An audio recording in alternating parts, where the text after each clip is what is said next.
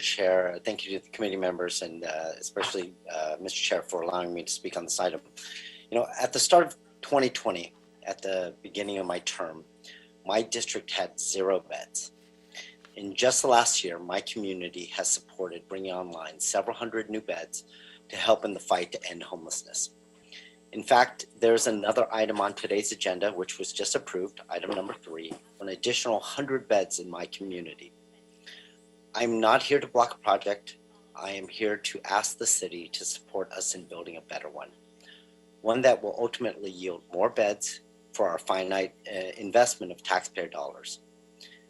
In light of the city's current fiscal crisis due to the pandemic and prolonged economic downturn, it is more important than ever to be responsible with our taxpayer dollars and explore options that will provide our communities with more housing options for our unhoused at a lower price tag.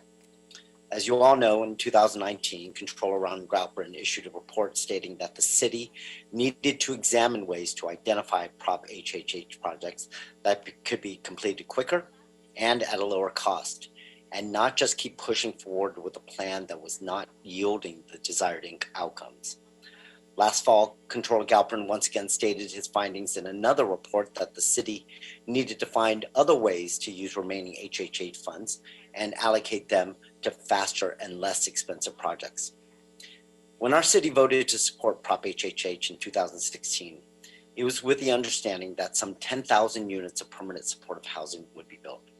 Units that were supposed to cost around $350,000 have jumped to as much as $750,000 per unit. We need to be able to do more with less.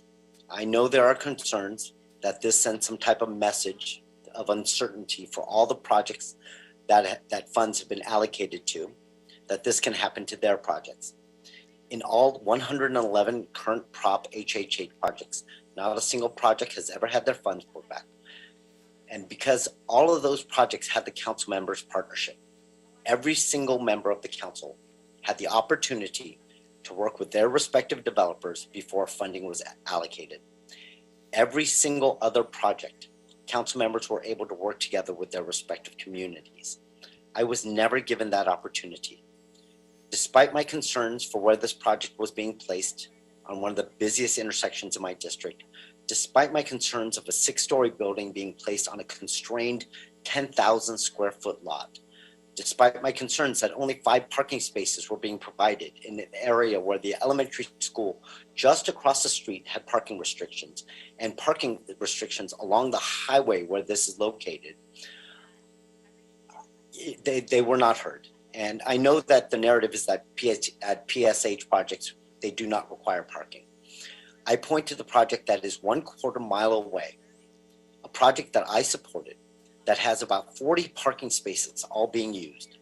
This is a perfect example of our need to consider real-world applications. With all of my concerns, I asked for time to work with this developer on a different location, and I was voted down after being in office for 3 short weeks.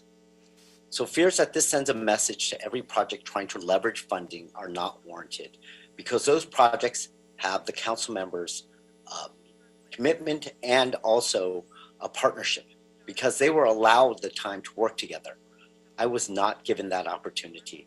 I have objected to this location since the beginning, and despite my repeated offers to work with this developer to find a new site, they have turned me down.